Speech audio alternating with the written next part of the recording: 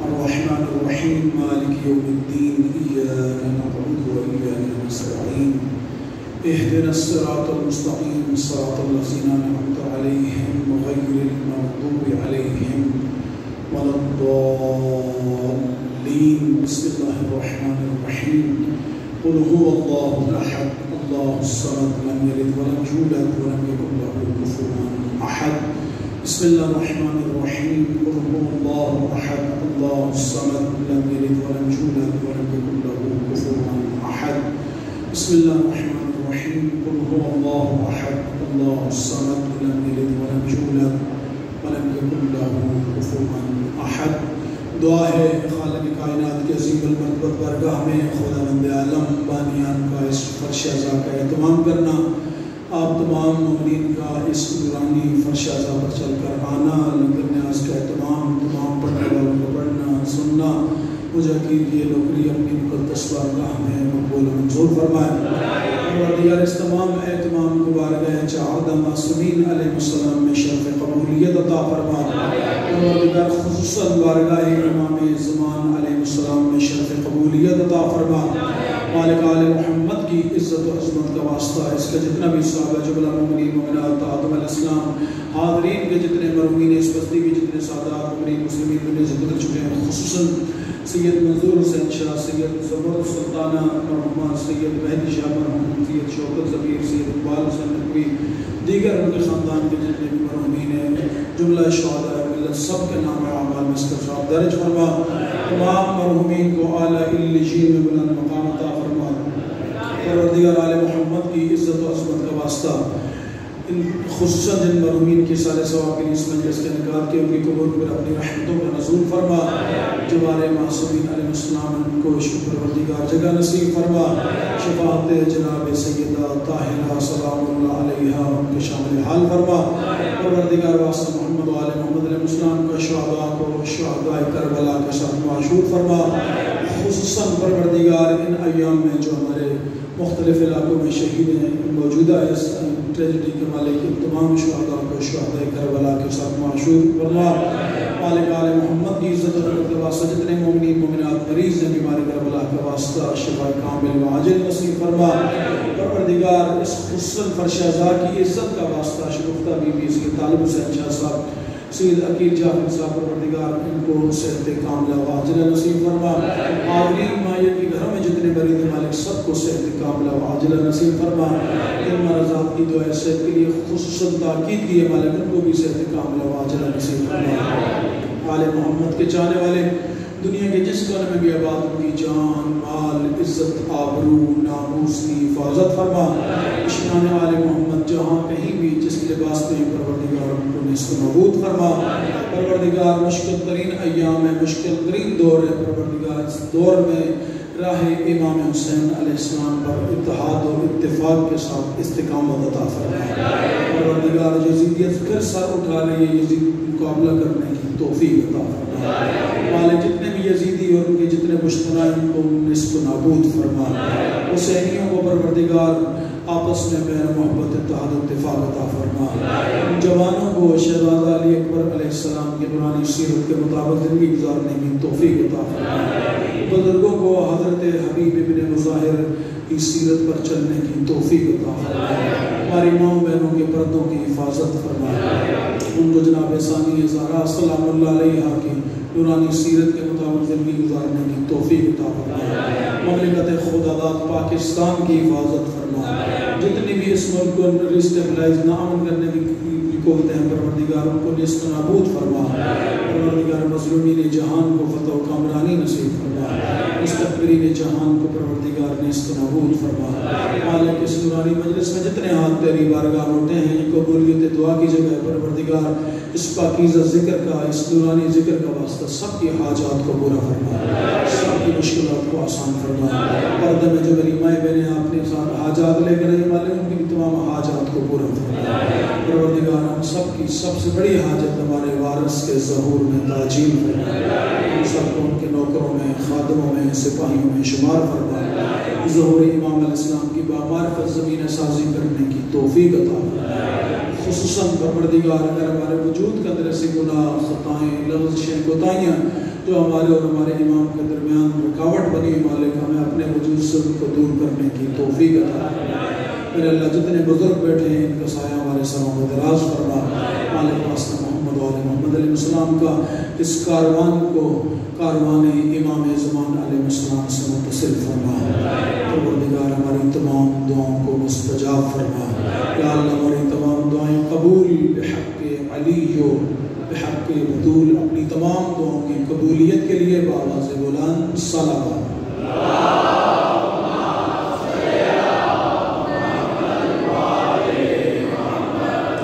اعوذ باللہ من الشیطان اللعین الرجیم، بسم اللہ الرحمن الرحیم۔ الحمدللہ رب العالمین بارہ الخلائق اجمعین، والصلاة والسلام والتحیۃ والاکرام علی نبینا وشفیع ذنوبنا وطبیب قلوبنا مولانا ومولا الثقلین جد الحسن والحسین ابی القاسم محمد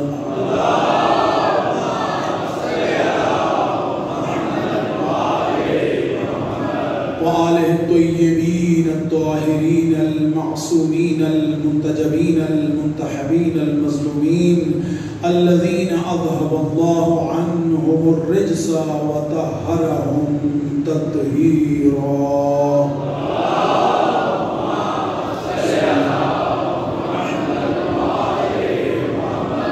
ولعنة الله على أعدائهم أجمعين من يوم عذابتهم إلى قيام يوم الدين. عما بعد فقد قال الله الحكيم في كتابه المتين وفرقان الحميد وقوله الحق. بسم الله الرحمن الرحيم. إن الذين يبايعونك إنما يبايعون الله يد الله فوق أيديهم. صلوات.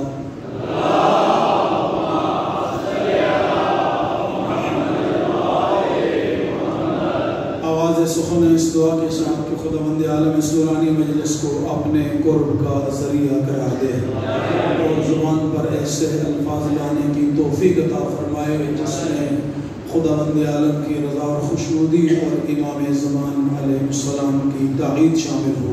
اس دعا کی قبولیت کے لیے سب مل کے خوبصورت ترین صلوات پڑھتے ہیں۔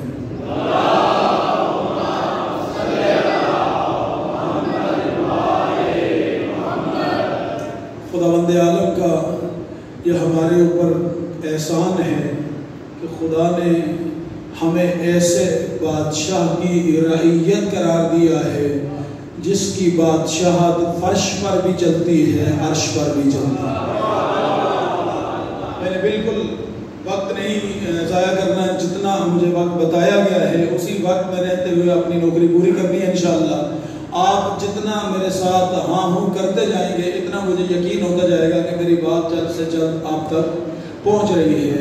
یہ اس بادشاہ کا فرش عزا ہے جس نے زندگی کے پہلے دن اور اپنی ظاہری زندگی کے آخری دن دنیا کو اپنے اختیارات بتائے۔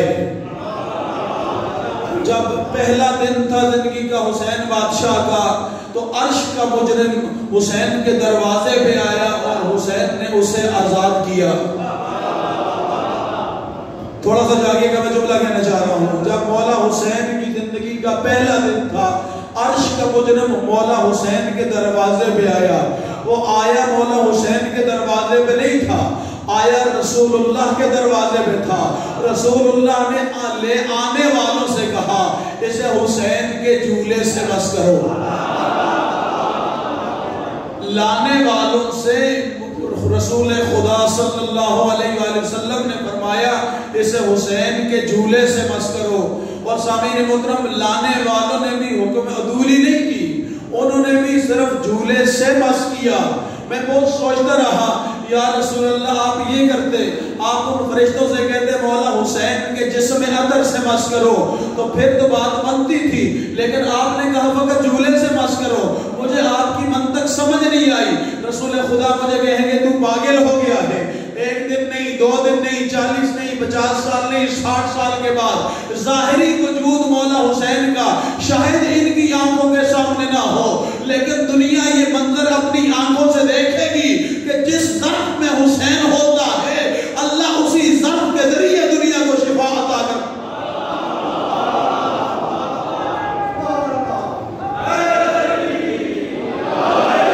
میں آج اس لیے جھولے سے مشق کروا رہا ہوں کہ جس ظرف میں حسین ہوگا خدا اس ظرف کے ذریعے خداوند عالم ساری کائنات کو شفا عطا کرے گا۔ سامعین محترم، دنیا کا ہر بادشاہ جب کوئی نیا شہر آباد کرتا ہے نا، میرے ساتھ رہیے گا، جب دنیا کا ہر بادشاہ جب کوئی نیا شہر آباد کرتا ہے وہ اس کے لیے دیکھتا ہے کہ جس جگہ میں شہر آباد کروں وہ تجارتی قافلوں کے رخ پر ہو، وہاں پر جو ہے آنے جانے والوں کے لیے آسانی ہو، وہاں پر ظاہری احساسات کی سہولت موجود ہو، وہ ایسی جگہ تلاش کرتا ہے۔ لیکن کائنات میں واحد حسین بادشاہ ایسی ہستی ہے جس نے ان ساری ظاہری شرائط کو اپنے شہر کی بنیاد نہیں قرار دیا، کہا میں جنگل کو آباد کروں گا، وہاں کوئی تجارتی قافلہ نہیں ہوگا، لیکن وہ ایسا آباد ہوگا دنیا کا ہر بادشاہ اپنی بادشاہی خرچ کر کے اتنا مجمع اکٹھا نہیں کر سکے گا جتنا اس جنگل میں رہنے والا بادشاہ ساری کائنات کے لوگوں کو اپنے در پر بلا کر دنیا کو بتائے گا، دیکھو تم بلاؤ بھی اتنے لوگ نہیں لا سکتے جتنے بل بلائے حسین کے دروازے پہ آتے ہیں۔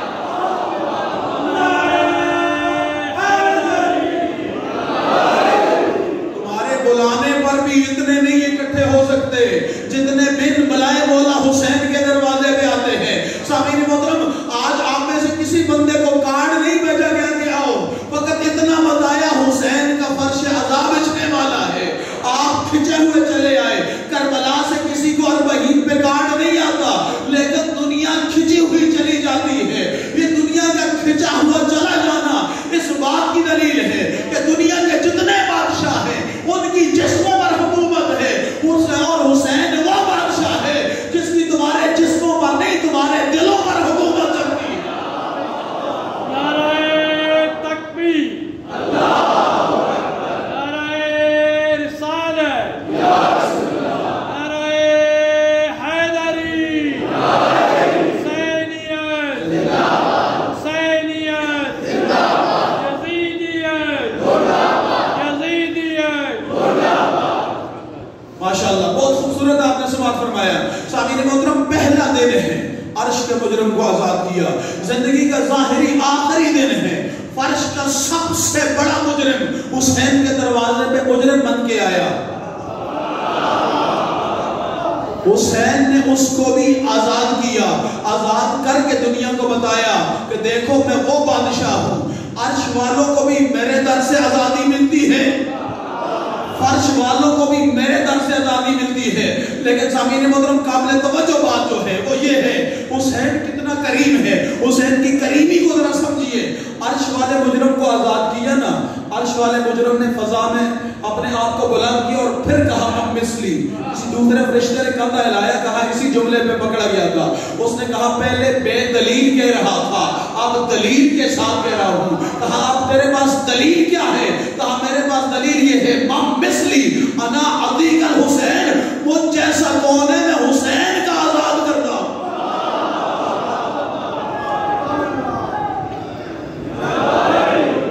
یہ ہے عرش والا جس کو عرش والے کو آزادی ملی۔ لیکن عرش والے کی بات، عرش والے نے اپنی آزادی کا اعلان خود کیا، اپنی آزادی کا اعلان خود کیا۔ اچھا خود کیوں کیا؟ اس لیے کہ اسے پتا تھا میں معصوم مخلوق ہوں، میں نوری مخلوق ہوں، میں جو بات کروں گا اس پہ یقین کیا جائے گا۔ لیکن جو فرش والا مجرم تھا نا، وہ 1000 مرتبہ اپنے سر پہ قرآن بھی رکھ کے یہ کہتا نا کہ مجھے حسین نے آزاد کر دیا ہے، اس کی بات کو قیامت تک کوئی یقین نہ کرتا۔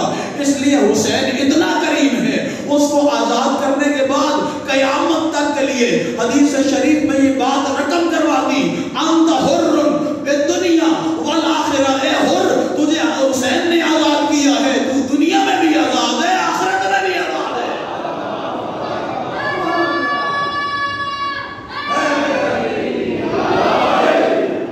دنیا میں بھی آزاد ہے، آخرت میں بھی۔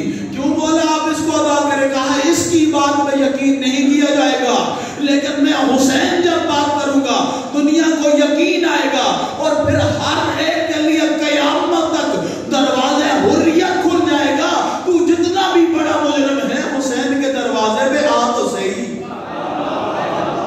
یہ در کھلا ہوا ہے, اس دروازے پہ آ تو صحیح, یہاں پہ اپنا سر جھکا تو صحیح. تو حر سے بڑا مجرم تو نہیں ہے. تجھے یہاں سے شفا بھی ملے گی, تجھے یہاں سے رضا بھی ملے گی, تجھے اس در کی عطا بھی ملے گی. لیکن عطا کے لیے اس دروازے کی ایک شرط ہے. ان کی عطا کے لیے ایک شرط ہے.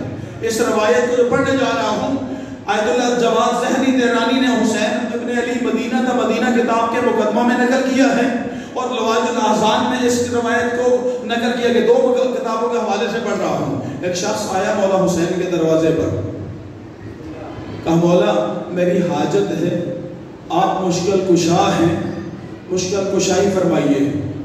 امام نے سائل کے چہرے کو دیکھا, دیکھنے کے بعد فرمایا ہم عطا کریں گے لیکن کرنے سے پہلے کچھ پوچھیں گے. ہم تجھے عطا کریں گے لیکن کرنے سے پہلے کچھ پوچھیں گے. اگر تو نے جواب دے دیا تو ہم تیری خواہش سے 10 گنا زیادہ تجھے عطا کریں گے, اور اگر تو نے جواب نہ دیا تو پھر جو تیری خواہش پوری کر کے تجھے ہم لوٹا دیں گے. امام نے یہ جملہ کہا. ساحل نے کہا مولا میں اس دروازے پہ آ کر سوال کر رہا ہوں, اگر آپ مجھ سے سوال کریں گے تو اگر مجھے جواب آتا ہوگا تو بتا دوں گا, نہیں آیا تو آپ سے پوچھ لوں گا. ہائے جملہ سمجھ نہیں آیا, سمجھا نہیں پایا جملہ. کہا مولا آتا ہوگا تو بتا دوں گا, نہیں آیا تو امامت کے دروازے پہ کھڑا ہوں آپ سے پوچھ لوں گا. یہ جملہ آپ سے پوچھ لوں گا دنیا کو قیامت تک بتاتا رہے گا. آنے والا بے معرفت نہیں تھا, با معرفت تھا. اکڑ کر اس دروازے پہ نہیں آیا تھا, سر چکا کے آیا تھا. امام نے 3 سوال کیے, اس نے تینوں کے صحیح جواب دیے, اور جواب دینے کے بعد امام علیہ السلام کے دروازے سے 10 گنا اپنی ضرورت سے زیادہ لے کر جب یہ جانے لگا نا, تو ایک مرتبہ امام نے کہا میرے قریب آ, کہا جب بھی تجھے زندگی میں ضرورت پڑے حسین کا دروازہ کھلا ہے, لیکن ایک بات میرے چاہنے والوں تک پہنچا دوں گا, المعروف ہو بقدر معرفت. ہمارے چاہنے والوں کو بتانا ہم ہر ایک کو اتنا ہی دیتے جتنا وہ ہماری معرفت رکھتا. ہم ہر ایک کو اتنا ہی دیتے ہیں جتنا وہ ہماری معرفت رکھتا ہے. سامعین محترم, بس ان کے عطا میں کمی نہیں ہے, ہماری معرفت کی کوتاہی ہے. اور یہی وہ مجالس ہیں جن مجالس کے ذریعے ہم دنیا کو یہ میسج دیتے ہیں, یہ پیغام دیتے ہیں کہ یہ معرفت حسین کا دروازہ ہے. آؤ آ کر ہمارے ساتھ بیٹھو, ہم تمہیں بتائیں حسین کیا ہے, ہم آپ کو بتائیں حسین کیا ہے, مولا حسین کا مقام کیا ہے, حسینیت کیا ہے, اور حسینیت کے مقابلے میں جو آتی ہے وہ یزیدیت ہے. وہ یزیدیت کیا ہے؟ سامعین محترم, جس آیہ مجیدہ کو سرنامہ کلام قرار دیا ہے, سورہ مبارکہ الفتح آیت کا نمبر ہے 10. خداوند عالم نے اس آیہ مجیدہ میں اس مسئلے کو قیامت تک کے لیے حل کیا جس مسئلے میں 1400 سالوں سے امت گری ہوئی ہے کہ حسین کو بیعت کرنی چاہیے تھی یا نہیں کرنی چاہیے تھی. مولا حسین کو بیعت کرنی چاہیے تھی یا نہیں چاہیے تھی. میں انشاءاللہ آج کی اس گفتگو میں لفظ بیعت کے اوپر گفتگو, بیعت ہے کیا ہے, بیعت کس کی ہوتی ہے, بیعت کب ہوتی ہے, بیعت کیوں ہوتی ہے, جو بیعت کرتا ہے اس کی ذمہ داریاں کیا ہیں, اور جو بیعت لیتا ہے اس کی عطا کیا ہوتی ہے. بات میری کوشش ہے انشاءاللہ. آپ ساتھ ہیں, میں آیت کا ترجمہ شروع کروں. بسم اللہ الرحمن الرحیم. ان الذین یبایعونک, اے میرے حبیب, خطاب رسول خدا سے. ان الذین یبایعونک, اے میرے حبیب, یہ جو لوگ آپ کے ہاتھ پر بیعت کر رہے ہیں. اے میرے حبیب, یہ جو لوگ آپ کے ہاتھ پر بیعت کر رہے ہیں, انما یبایعون اللہ، یہ آپ کے ہاتھ پر بیعت نہیں کر رہے، یہ اللہ کی بیعت کر رہے ہیں۔ اے میرے حبیب، جو آپ کے ہاتھ پر بیعت کر رہے ہیں، یہ آپ کے ہاتھ پر بیعت نہیں کر رہے، یہ اللہ کی بیعت کر رہے ہیں۔ اچھا، اللہ کی بیعت کو کن الفاظ کے ساتھ اللہ نے بیان فرمایا؟ انما یبایعون اللہ۔ انما کلمہ حصر جب کسی عربی کے جملے میں آغاز میں آ جائے تو پھر قیامت تک نہ اس میں ایک کا اضافہ کیا جا سکتا ہے، نہ ایک کی کمی کی جا سکتی ہے۔ اگر اللہ آل محمد کی طہارت بیان کرنا چاہے تو لفظ انما کے ساتھ کرتا ہے، انما یرید اللہ۔ اگر اللہ آل محمد کی ولایت بیان کرنا چاہے تو اللہ لفظ انما کا استعمال کرتا ہے، انما ولیکم اللہ۔ اگر اللہ آل محمد کی سخاوت بیان کرنا چاہے تو پھر بھی خداوند عالم لفظ انما کے ساتھ گفتگو کرتا ہے۔ کس انداز میں؟ اگر میرے ساتھ ہے، دو آیتیں پہلے آپ کی سنی ہوئی ہیں، اس آیت کو میرے دل ہے میں ساتھ پڑھ کے آپ کو بتاؤں کہ اللہ جب آل محمد کی سخاوت بیان کرتا ہے نا تو لفظ انما کے ساتھ اللہ آل محمد کی سخاوت کو بیان کرتا ہے۔ وَيُطْعِمُونَ الطَّعَامَ عَلَىٰ حُبِّهِ مِسْكِينًا وَيَتِيمًا وَأَسِيرًا۔ یہ وہ آیت، یہ وہ ہستیاں ہیں جو یتیم، مسکین، اسیر کو کھلاتے ہیں۔ یہ کام اپنی استطاعت کے مطابق آپ بھی کر سکتے تھے، میں بھی کر سکتا تھا، دنیا کا کوئی بھی فرد کر سکتا تھا۔ لفظ انما نہیں آیا۔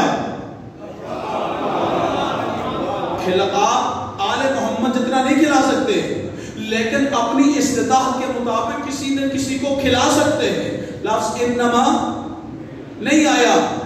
وَيُطْعِمُونَ الطَّعَامَ عَلَىٰ حُبِّهِ مِسْكِينًا وَيَتِيمًا وَأَسِيرًا۔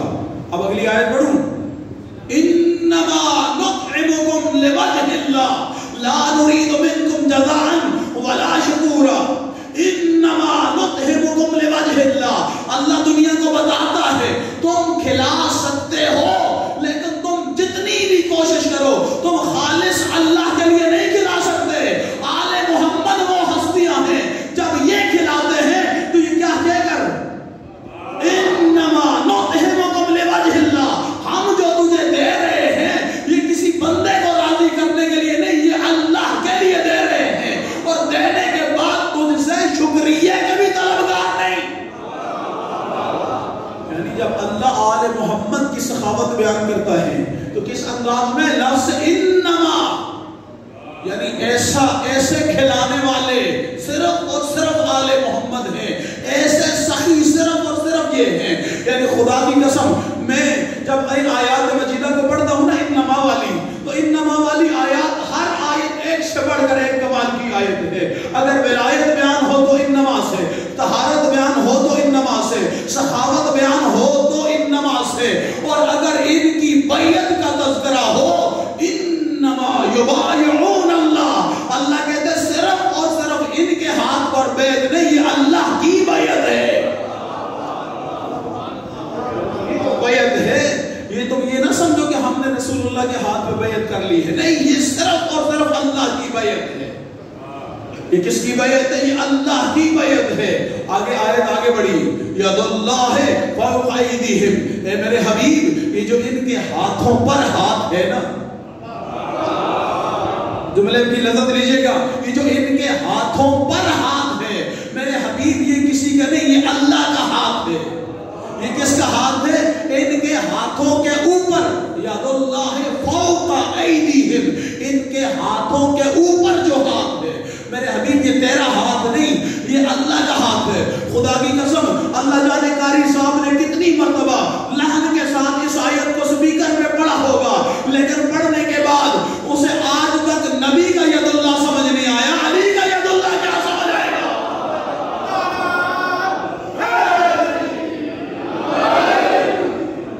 پوچھی ہے نا سامعین محترم، یعنی اللہ قرآن میں پکار کر رہا ہے یہ نبی کا ہاتھ نہیں، مجھے اللہ کا ہاتھ ہے۔ جس مولوی کو آج تک نبی کا ہاتھ اللہ کا ہاتھ سمجھ نہیں آیا،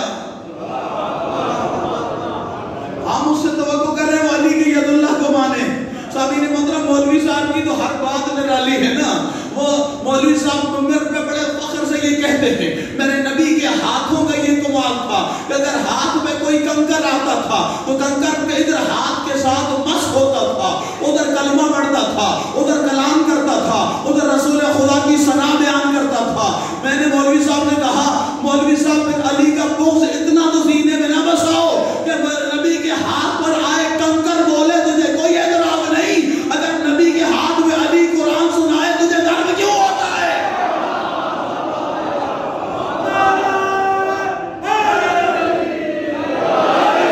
ہم نے کب کہا ہے یہ علی کا کمال ہے؟ تو دیکھ تو صحیح علی کے ہاتھوں پہ بول رہا ہے، یہ تو مصطفیٰ کے ہاتھوں کا کمال ہے۔ اگر مصطفیٰ کے ہاتھ پہ کنکر بول سکتا ہے، بات پہنچی ہے میرے ساتھ ہے نا کہ نہیں بتاؤں؟ راضی رہیے گا، میں بہت جلدی سے گزر رہا ہوں، جو مجھے وقت بتایا میں نے کوشش کرنی ہے وقت کے اندر اپنی گفتگو کو سمیٹنا ہے۔ خداوند عالم ید اللہ فوق ایدیہم، میرے حبیب ان کو بتا دے یہ جو تمہارے ہاتھوں کے اوپر ہاتھ ہے، یہ ہاتھ اللہ کا ہاتھ ہے۔ آپ میں سے بہت سارے لوگ صوفیاء کے مزاروں پہ گئے ہوں گے، آپ نے بیعت دیکھی ہوگی۔ بیعت جب پیر لیتے ہیں تو کس انداز میں لیتے ہیں؟ جو بیعت لیتا ہے اس کا ہاتھ نیچے ہوتا ہے، جو بیعت کرتا ہے اس کا ہاتھ اوپر ہوتا ہے۔ خدا کرے میں جملہ سمجھا پاؤں، اگر آپ فضائل سننے کے عادی ہیں، قرآنی فضائل، میں جملہ سمجھا پاؤں۔ جو بیعت لیتا ہے اس کا ہاتھ نیچے ہوتا ہے، اور جو بیعت کرتا ہے اس کا ہاتھ ہمیشہ اوپر ہوتا ہے۔ یہ ہاتھ اوپر رکھ کے بیعت کرنا اس بات کی دلیل ہے، یہ جو بیعت کر رہا ہے نا، اگر یہ پیر نہ مانے تو یہ پیر نہیں ہے۔ جملہ کہنا چاہ رہا ہوں، اگر یہ پیر نہ مانے تو یہ پیر نہیں ہے۔ اس کا بیعت کر کے اسے پیر ماننا اس بات کی دلیل ہے وہ فلاں صاحب پیر ہے، فلاں صاحب بادشاہ ہے، فلاں صاحب فلاں ہے۔ سامعین محترم، لیکن اللہ نے دنیا کی بیعت میں اور اپنے حبیب کی بیعت میں یہی تو انفرادیت رکھی ہے۔ جب دنیا والے بیعت لیں گے تو بیعت لینے والے کا ہاتھ نیچے ہوگا، لیکن جب اللہ کا حبیب بیعت لے گا تو قیامت تک کبھی نبی کا ہاتھ اللہ نیچے نہیں آنے دے گا، اس لیے کہ جو نیچے ہاتھ رکھ کر بیعت مانگے وہ محتاج بیعت ہے۔ اللہ دنیا کو بتاتا ہے میرا حبیب تمہاری بیعت کا محتاج نہیں بلکہ ساری کائنات اس کے در کی محتاج۔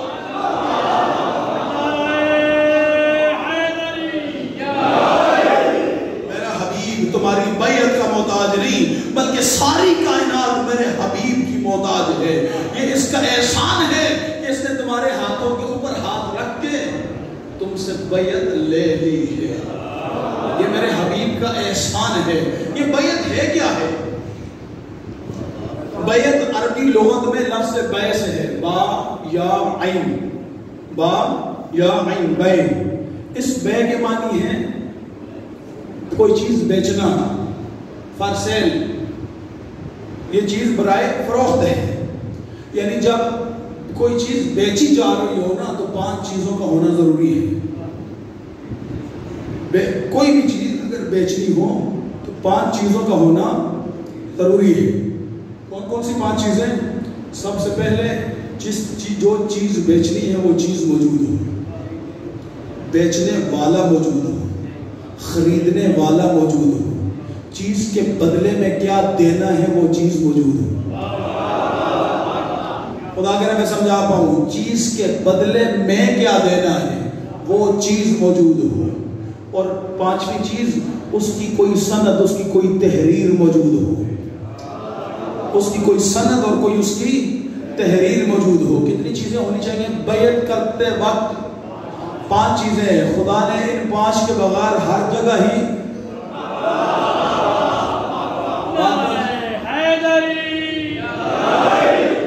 بیعت کے لیے ضروری ہے 5 چیزیں۔ سب سے پہلے جو چیز بیچی جا رہی ہے، جو بیچ رہے تھے وہ جان تھی، جو بیچنے کے لیے آئے تھے وہ جان تھی، جو جان بیچ رہے تھے وہ بیچنے والے تھے، خریدار رسول اللہ تھے، خریدار تھے رسول اللہ۔ جو چیز بک رہی ہے وہ جان ہے، جان کے مالک اسے بیچ رہے ہیں۔ کس پر بیچ رہے؟ رسول خدا پر بیچ رہے ہیں۔ اب جو چیز مثلا اگر آپ کوئی پلاٹ بیچتے ہیں تو جس پر بیچتے ہیں آپ کے پہلے یقین کرنا ضروری ہے کہ جو میرے پلاٹ کی قیمت ہے میں جس کو دے رہا ہوں وہ میری قیمت دے سکے گا یا نہیں؟ میرے پلاٹ کی قیمت وہ شخص دے سکے گا یا نہیں دے سکے گا؟ تو سامعین محترم، آپ اگر ایک پلاٹ کے لیے اتنا سوچتے ہیں تو مسلمان سوچ تو صحیح، جس کے اوپر جان بیچی ہے بدلے میں کیا لے گا؟ جاگیے گا، جس کو جان دے رہا ہے بدلے میں اس سے کیا لینا ہے؟ تو کم از کم اگر انسان چاہے تو یہی کہے گا نا، یا رسول اللہ دنیا میری گزر جائے گی، مجھے آخرت میں نجات چاہیے، مجھے آخرت میں جنت میں گھر چاہیے، ادھر ایک جان دیتا ہوں ادھر جنت میں گھر چاہیے۔ تو سامعین محترم، پہلے اطمینان تو ہونا چاہیے نا کہ نبی دے بھی سکتے ہیں یا نہیں؟ جس کے ہاتھ میں بیعت کر رہے ہیں وہ ہستی دے سکتی ہے یا نہیں دے سکتی؟ تو سامعین محترم، جب بیعت کریں گے تو کرنے سے پہلے اس حدیث کو اپنے ذہن میں رکھیں گے، لولا کا لما خلقت الافلاک، حبیب اگر تو نہ ہو تو کائنات میں کوئی ذرہ ہوتا ہی نہیں۔ یعنی اس کا مطلب ہے جنت بنی ہی مصطفیٰ کے صدقے میں ہے۔ بنی تو مصطفیٰ کے صدقے میں بنی ہے، مصطفیٰ کے صدقے میں، طے شدہ بات ہے، شیعہ سنی کسی مسئلہ کا کوئی اختلاف نہیں، کائنات کا ذرہ ذرہ میرے حبیب کے صدقے میں اللہ نے اپنے حبیب کے لیے بنایا، اور ساری کائنات کو خدا کی مرضی یہ ہے کہ حبیب کے دروازے پہ جھک جائے، اس لیے کہا اب آگے ہوں تو بیعت کرو، اب اپنا سب کچھ بیچتے جاؤ۔ اچھا میرے اللہ، ہم بیچنا تو چاہتے ہیں لیکن تو خریدار ہے، ہم تو بیچنا چاہتے ہیں، تو خریدار بھی ہے۔ اب خداوند عالم نے، میں اب اگر آپ جاگ رہے ہیں تو میں ایک اور آیت پڑھنا چاہتا ہوں، سورہ مبارکہ توبہ، آیت کا نمبر ہے 111۔ ان اللہ اشتری من المؤمنین اموالهم وانفسهم بان لهم الجنہ۔ ان اللہ اشتری من المؤمنین، اللہ فرماتا ہے میں خریدتا ہوں مومنوں سے۔ اگر میں جملے کو زور لگا کے کہتا تو آپ اونچی آواز میں داد دیتے، میں جملہ بالکل میں نے آہستہ سے کہا ہے، اگر آپ جملے کے اندر زور ہو تو پھر بولیں۔ سامعین محترم، اللہ خریدتا ہے مومنوں سے، ان اللہ اشتری من المؤمنین، اللہ نے کہا میں خریدتا ہوں مومنوں سے، یعنی بازار لگا ہوا ہے، ہر ایک بیچنا چاہتا ہے لیکن اللہ اس میں سے چھانٹتا ہے مومن کون ہے۔ خدا کرے میں جملہ سمجھا پاؤں، میرے اللہ یہ شرط کیوں رکھی مومنوں سے خریدوں گا؟ کہ اس لیے کہ میں نے مومنوں کو پہلے امیر دیا، اگر امیر المومنین کی امامت میں یقین رکھا تو مومن بنیں گے، اور اگر مومن بنیں گے تو میں اللہ خریدوں گا۔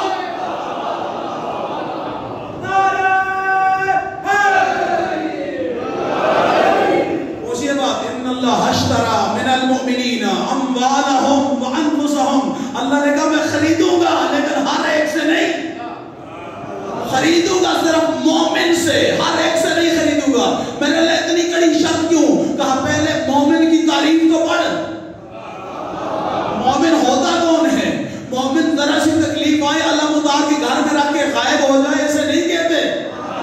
میرے ساتھ رہیے گا، حالات مشکل ہیں، میں حالات کے ساتھ گفتگو کروں گا، حالات مشکل ہیں لیکن وہ قوم ہی کیا ہے جو مشکلوں میں سروائیو نہ کرے؟ تشیع کو کہتے ہیں بقیت اس سے، یہ تلواروں سے بچی ہوئی قوم ہے، اس کے اوپر بادشاہیں صرف ہو کے بادشاہیں نابود ہو چکی ہیں، بادشاہتیں نابود ہو چکی ہیں۔ تشیع کل بھی تھا، تشیع آج بھی ہے، تشیع انشاءاللہ قیامت تک اسی طرح سر بلند رہے گا۔ آج دنیا چند گنے ہوئے لوگوں کو روڈ پہ نکال کر ان کی دانت بولنے سے ہمیں ڈراتی ہے، ان طرف ٹھہرو تو صحیح، چیلنج کا دن تو آنے دو، پھر تم دیکھنا کہ پورا پاکستان اگر تمہیں شیعہ نہ نظر آیا، ہمیں شیعہ نے علی ہی نہ کہنا۔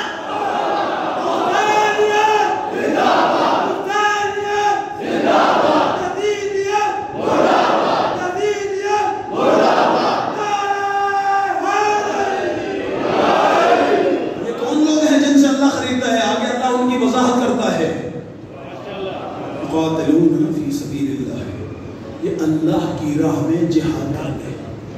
یہ کون لوگ ہیں جن سے اللہ خریدتا ہے؟ اللہ کی راہ میں جہاد کرتے ہیں وَيَقْتَلُونَ وَيُقْتَلُونَ، یہ قتل ہوتے بھی ہیں قتل کرتے بھی ہیں۔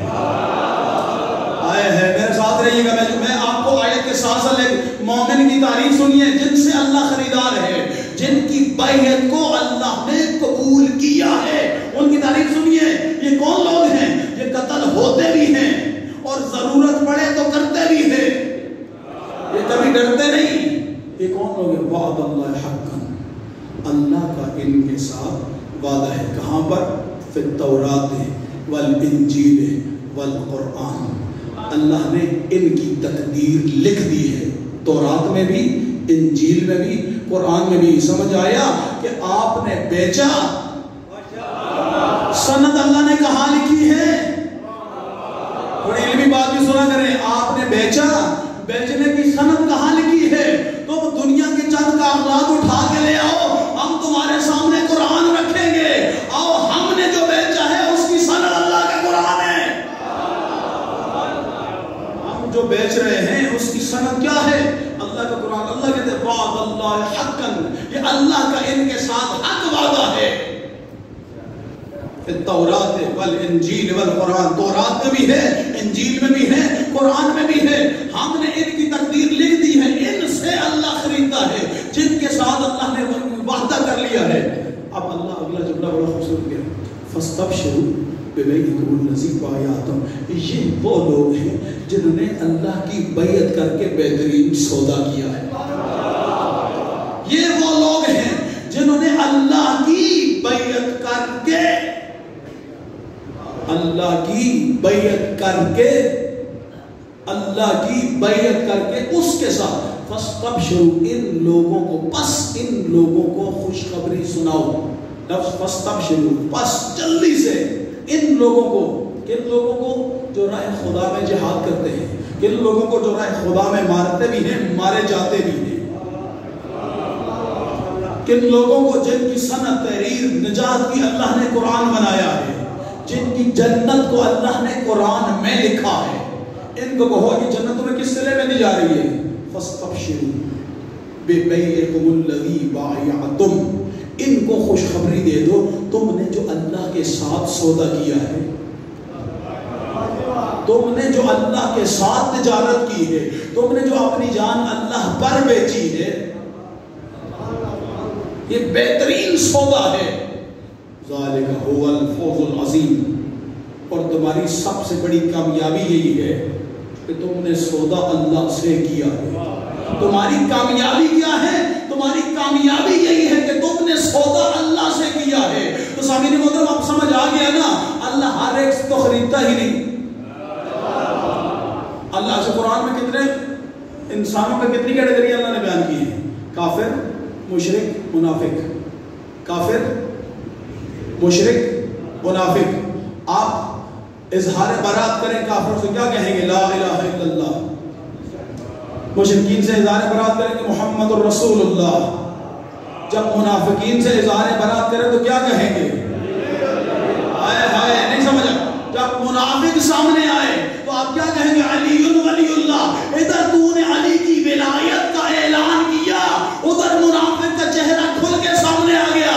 ارے تو آج کی بات کر رہا ہے، ہم نے تو سولی میں لٹک کر بھی ہم نے علی ولی اللہ نہیں چھوڑا، ہم تیرے گنے ہوئے بندوں کو دیکھ کے علی ولی اللہ چھوڑ دیں گے۔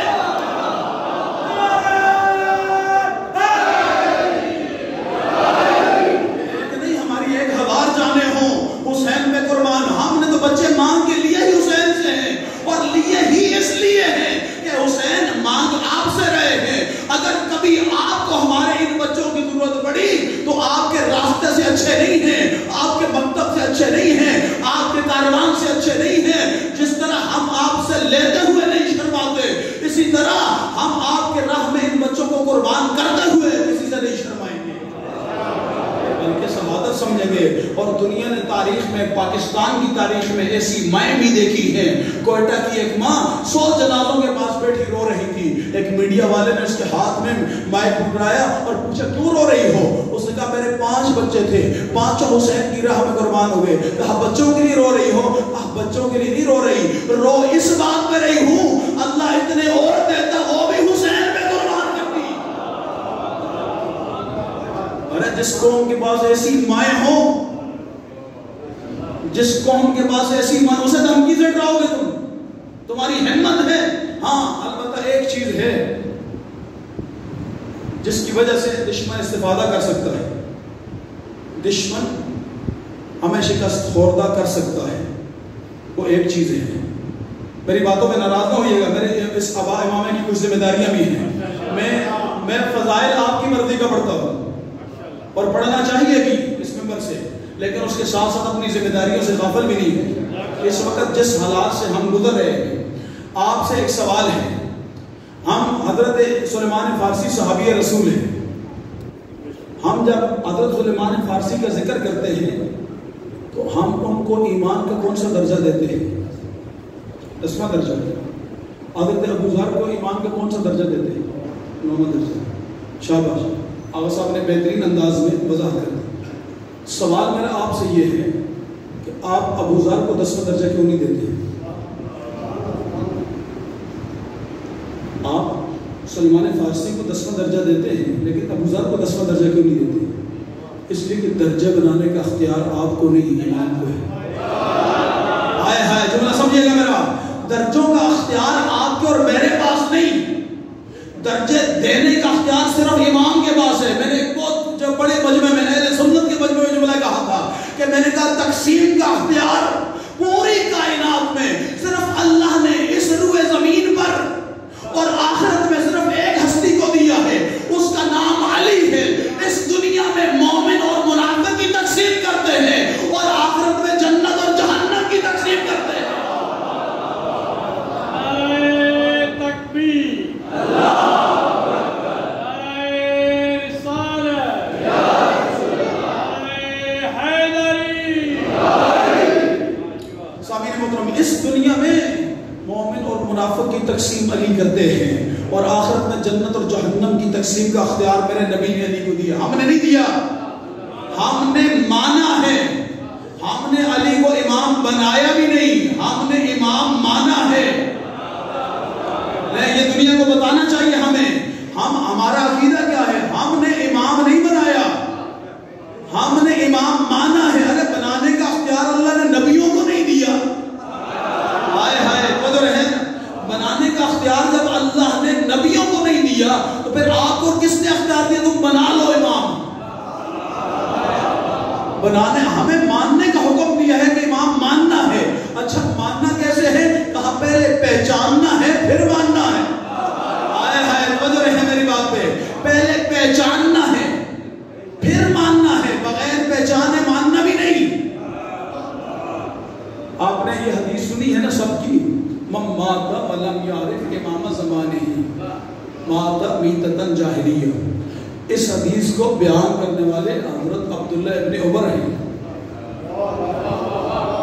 ہم نے بیان نہیں کی، اس حدیث کو انہوں نے بیان کیا ہے۔ مشکوٰۃ شریف میں نقل ہے یہ حدیث کہ جو اپنے زمانے کے امام کو نہ پہچانے، من مات ولم یعرف، لم یعرف، عرفہ یعرف اور فن، عرفہ اس نے پہچانا، یعرف وہ پہچانتے ہیں، اور فن جس چیز کو پہچاننا چاہیے اس کی پہچان کی جائے۔ سامعین محترم، یہ کیا ہے؟ من لم یعرف امام زمانہ ہی، میرے نبی نے آپ کو بنانے کا تو نہیں کہا تھا، کہا پہچان لینا۔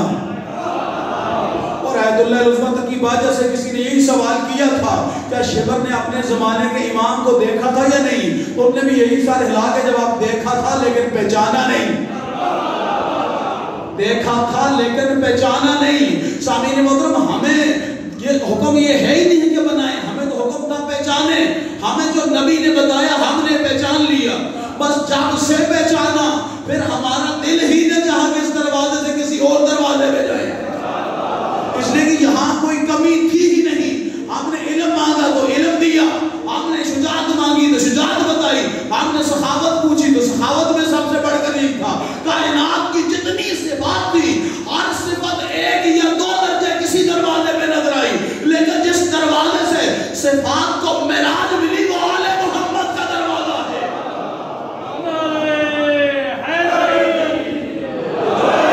جملہ سمجھے گا، صفات نے جس دروازے سے صفات کو معراج ملی ہے، یعنی عدل کو جس دروازے نے معراج بخشی ہے وہ آل محمد کا دروازہ ہے، شجاعت کو جس دروازے نے معراج بخشی ہے وہ آل محمد کا دروازہ ہے، سخاوت کو جس دروازے نے معراج بخشی ہے وہ آل محمد کا دروازہ ہے۔ سامعین محترم، میں اپنے موضوع سے ہٹ نہ جاؤں، میں جلدی سے چاہتا ہوں کہ اپنی بات کو سمیٹوں۔ خدا عالم نے کیا فرمایا؟ میں ہر ایک سے نہیں خریدتا، میں صرف مومنوں سے خریدتا ہوں۔ اس کا مطلب ہے اللہ جب آپ بیچنے کے لیے گئے رسول خدا کے دروازے پہ تو رسول اللہ نے بھی پوچھا ہوگا مومن بن کے آئے ہو بیچنے کے لیے؟ مومن بن کے آئے ہو؟ اچھا، آج تک امت بحث کر رہی ہے کہ امام حسین علیہ السلام نے یزید کی بیعت کیوں نہیں کی۔ ہمارے بہت سارے وہ علماء اہل سنت جن کی میں دل سے قدر کرتا ہوں جو یزید کے مخالف تھے، ہم ان میں کل بھی لعنت کرتے تھے جو یزید کو امیر مانتے تھے۔ جاگے گا، میں جملہ کہنے جا رہا ہوں، ڈر کے نہیں کہہ رہا، سید ہوں اور پوری ذمہ داری کے ساتھ جملہ کہہ رہا ہوں۔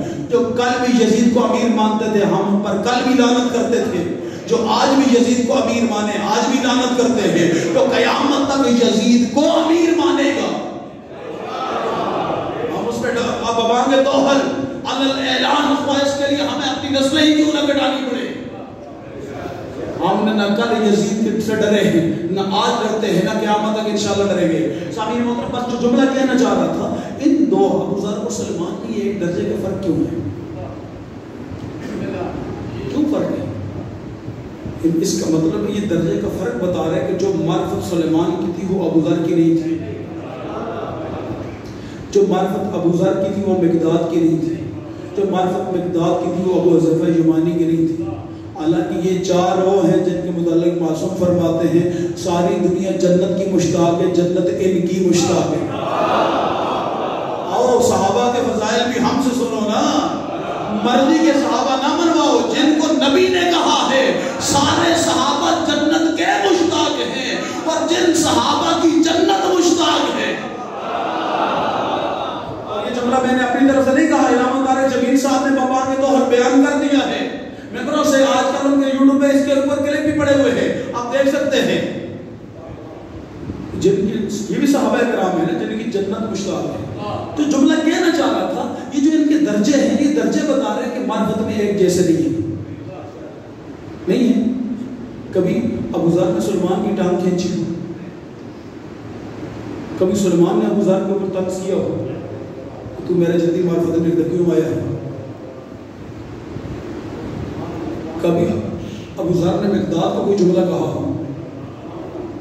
نہیں کہا، کسی روایت میں بھی نہیں ہے۔ اس کا مطلب ہے کہ ان ساری ہستیوں کی ایک خواہش تھی کہ ہمیں اس در کی معرفت مل جائے۔ ان سب کا رخ ایک ہی دروازے کی طرف تھا جہاں سے معرفت کی بھی ملتی تھی۔ ایسا ہی تھا۔ اب میں جملہ آپ کے لیے کہنا چاہ رہا ہوں، اگر آپ بھی چاہتے ہیں نا کہ ہمارے درمیان سے اختلاف ختم ہو جائے،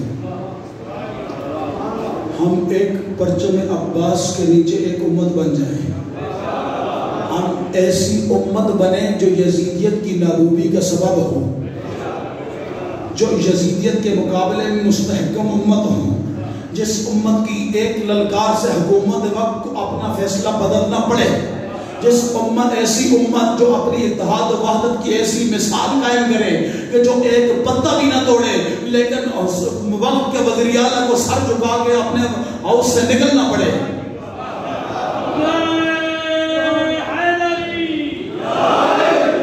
کیا کرنا پڑے گا آپ کو؟ پھر آپ کو اپنی ان چیزوں کو، یہ چھوٹے چھوٹے ہمارے درمیان باتیں ہیں نا، یہ فلاں پارٹی سے، یہ فلاں پارٹی سے، یہ فلاں گروہ کے ساتھ اللہ کرتے ہیں، میں اس کے ساتھ نہیں میرے بھائی، وہ جو کر رہے ہیں اپنی معرفت کے مطابق کر رہے ہیں۔ جو بندہ سینے پہ، جو بندہ زنجیر پہ، کمر پہ قمیض نکال کے زنجیر مار رہا ہے وہ اس کی اپنی معرفت ہے، جو بندہ قمیض نکال کے سینے پہ ہاتھ مار رہا ہے وہ اپنی معرفت کے مطابق انجام عمل دے رہا ہے، جو بندہ قمیض پہن کے ماتم کر رہا ہے یہ اپنی معرفت کے مطابق عمل انجام دے رہا ہے، جو بندہ قمیض پہن کے صرف سنگل ہاتھ اپنے سینے پہ مار رہا ہے یہ بھی حسین کا عزادار ہے، لیکن جتنا اس کی معرفت ہے اتنا یہ کر رہا ہے۔ بس جس دن ہم نے عقیدہ یہ بنا لیا ہر مومن اپنی معرفت کے مطابق عمل انجام دیتا ہے، خدا کی قسم پھر علی والوں کے درمیان کبھی کوئی اختلاف نہیں آئے گا، اور جس دن علی والوں کے اندر سے اختلاف ختم ہو گیا پھر قیامت تک کوئی یزید آپ کے سامنے ٹک نہیں سکے گا۔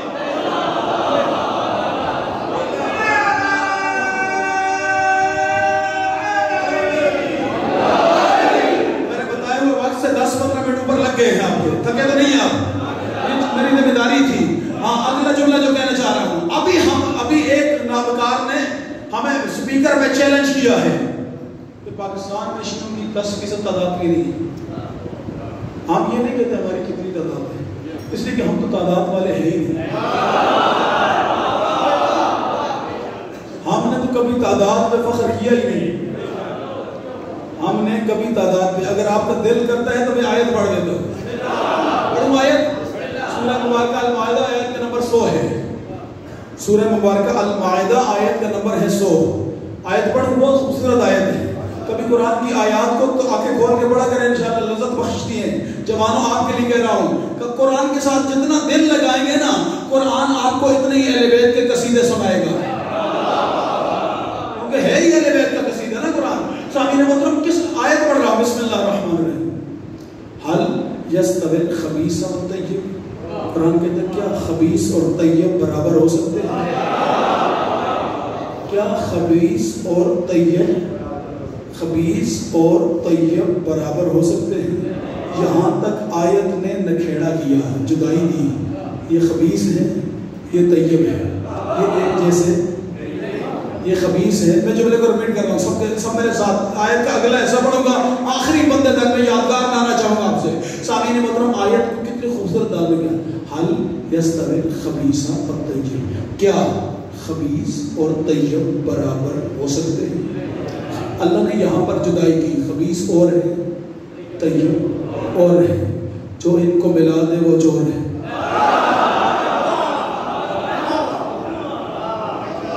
خبیث طیب اور ہے، خبیث اور ہے۔ لیکن اب میں آیت کا اگلا ایسا پڑھنے جا رہا ہوں۔ خدا فرماتے ہیں وَلَوْ أَعْجَبَتْكَ كَثْرَةُ الْخَبِيثِ، اگرچہ خبیثوں کی تعداد زیادہ ہی کیوں نہ ہو۔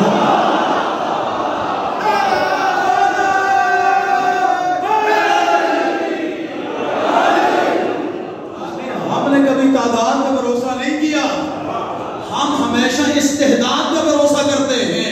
امت مسلمہ لاکھوں میں ہو، کلمہ پڑھ رہی ہو، حج کر رہی ہو، زکات دے رہی ہو، لیکن حسین ان لاکھوں میں سے 72 استعداد والے چن کے میدان میں لا کر قیامت تک یزیدیت کو شکست دے کر دنیا کو یہ بتاتے ہیں تعداد یزیدیت کو شکست نہیں دے سکتی، استعداد یزیدیت کو شکست۔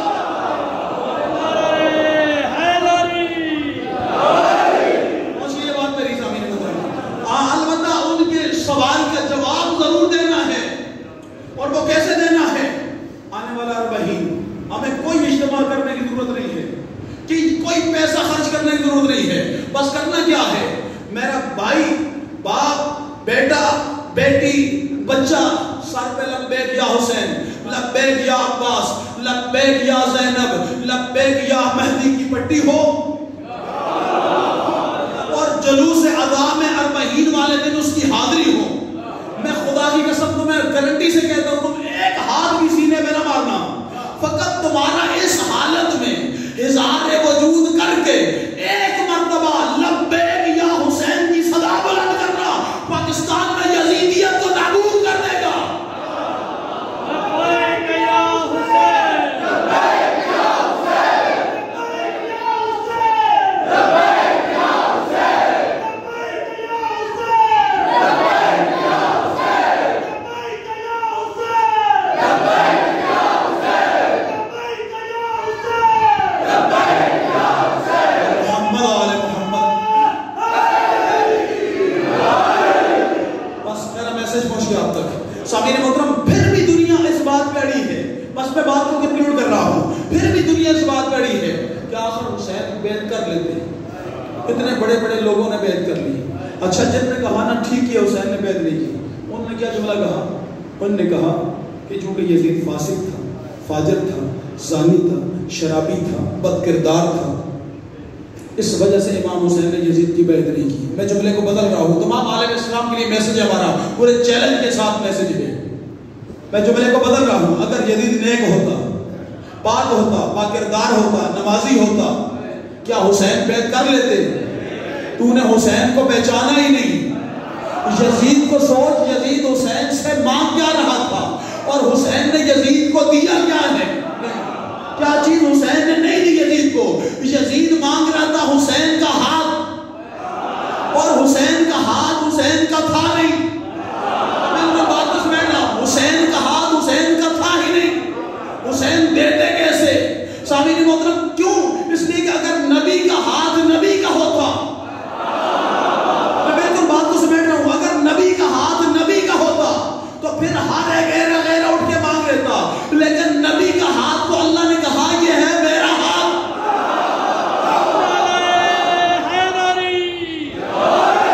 جب میرے نبی کا ہاتھ ہو گیا اللہ کا ہاتھ, جب نبی کا ہاتھ ہو گیا اللہ کا ہاتھ, تو پھر نبی کا ہاتھ اللہ کا ہاتھ ہے. اور نبی جب بتائیں گے تو پھر یہ کہہ دیں الحسین منی وانا من الحسین, حسین مجھ سے ہے اور میں حسین سے ہوں. تو اس کا مطلب ہے اب حسین کا ہاتھ حسین کا ہاتھ نہیں, وہ اللہ کا ہاتھ ہے. یزید اللہ کا ہاتھ مانگ رہا تھا. اب دنیا جو اللہ کا ہاتھ مانگے اس کے متعلق جو فیصلہ کرے یزید کے متعلق وہی عقیدہ ہے.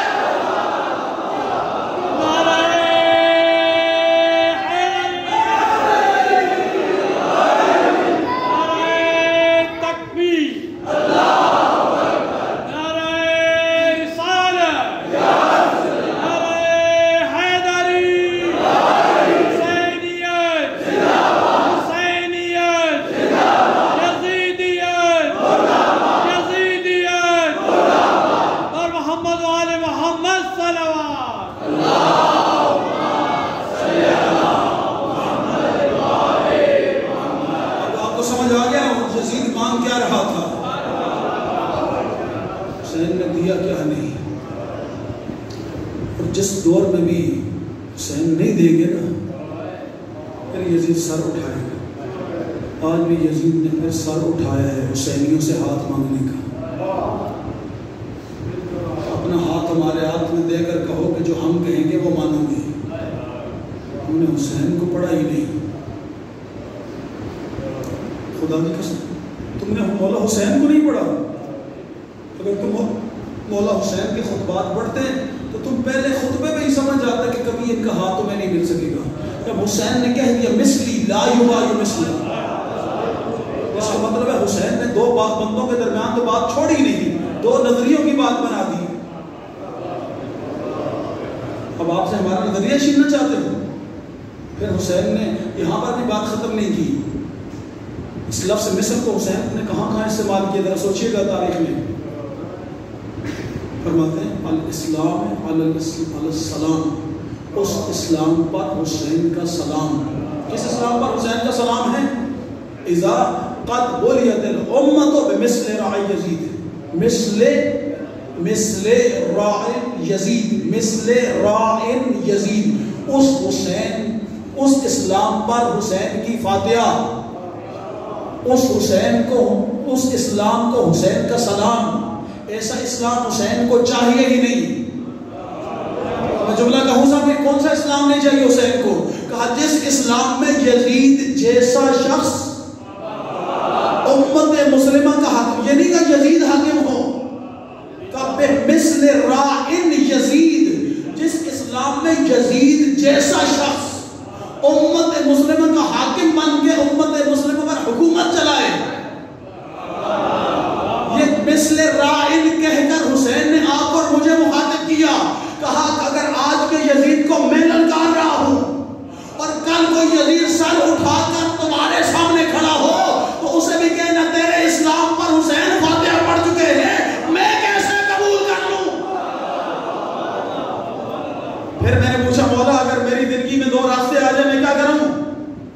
حالات مشکل ہیں, لوگ جینے نہیں دیتے, راستے دو ہو جائیں کیا کروں میں؟ مشکل اولاد ہے, کس سے پوچھے؟ مشکل مشاہ سے پوچھنا ہے نا, مرضی تو نہیں کر سکتے. فرمایا ان دائی ابن دائی قد رکض بالاسنتین السلۃ والذلہ ویحیحات من نزلہ. فرمایا جس نابکار کے نابکار بیٹے نے مجھے زندگی کے دوراہے پر لا کر کھڑا کر دیا. اس وقت حسین دوراہے پر تھے، آج حسینی دوراہے پر کھڑے ہیں. میرا جملہ ضائع نہیں ہونا چاہیے. بے شک ایک بندہ بھی نہ بولے اس جملے پہ، لیکن میرا جملہ ضائع نہیں ہونا چاہیے. ہر جوان کے ذہن میں جملے کو محفوظ ہونا ہے. اس وقت حسین دوراہے پر تھے، آج حسینی دوراہے پر ہیں. کیا کریں؟ کون سا دورہ ہے؟ السلۃ والذلہ. ایک بات یہ ہے کہ جو وہ کہتے ہیں مان لیں، جو وہ کہتے ہیں مان لیں. یہ ذلت کا راستہ ہے. دوسرا راستہ کیا ہے؟ عزت کا راستہ ہے. کون سا؟ کہ ہم کٹ جائیں، ہم آئے، آؤ تم مارو ہمیں، گولیاں مار دو، ہمارے بچے ذبح کر دو. لیکن کل ہمارے امام نے بھی سر کٹا کے بلند کیا تھا، آج حسینی بھی سر کٹا کے بلند کر دے گا. لیکن کبھی سر جھکائے گا نہیں. کیوں نہیں جھکائے گا؟ فرمایا السلۃ والذلہ وہیحات من نزلہ، ہیحات من نزلہ. حسین نے کہا ذلت ہم سے دور ہے، کٹنا ہمارے لیے عیب نہیں، مرنا عیب نہیں، رائے حسین میں شہادت دینا عیب نہیں، رائے حسین میں جیل جانا عیب نہیں، لیکن کسی یزید جیسے کے ہاتھ میں ہاتھ دینا یہ ہمارے لیے عیب ہے. ہیحات من نازلہ، ہیحات من نازلہ، ہیحات من نازلہ، ہیحات من نازلہ، ہیحات من نازلہ، ہیحات من نازلہ. حیدری. بس آج بھی زندگی کا دورہ ہے، لیکن اس دورہ پہ عزت کے راستے کا انتخاب کرنا ہے. ہمارا بالکل واضح موقف ہے. تمام بزرگ علماء نے اس بات پہ اتفاق کیا ہے، جو ہمارے پاکستان کے جتنے بزرگ علماء ہیں ہمارے، ہم اس جگہ پر چپ رہیں گے جہاں ہمارے مولا علی چپ تھے. اس جگہ پر جن جن شخصیات کے متعلق مولا علی نے خاموشی اختیار کی، ہم چپ رہیں گے. عقیدہ نہیں بدلیں گے، اپنا عقیدہ کسی کے سپرد نہیں کریں گے، لیکن چونکہ مولا خاموش رہے، ان کی خاموشی میں حکمت ہے. وہ حکیم تھے، وہاں ہم خاموش رہیں گے. لیکن جس کی گردن پہ علی کی تلوار چلی ہے،